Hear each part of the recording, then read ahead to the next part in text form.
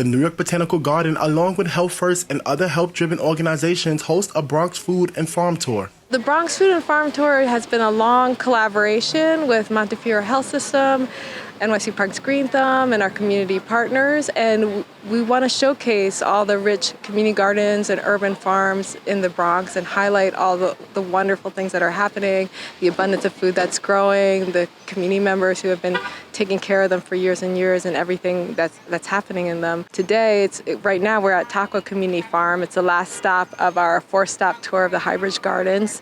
We're just seeing 4 gardens of the Highbridge Gardens, and it's really wonderful. Today we have Iridescent Earth Collective. One of the members of that collective grew up at Taqua Community Farm, Khadijah Williams, and she's hosting a lunch talk. And then her family, her grandfather had started this farm, founded it with his family members and community members. They've been taking care of it, and it's such a unique spot. It's at West 164th and Ogden Avenue, and there's so much food that's grown here and grown for the community.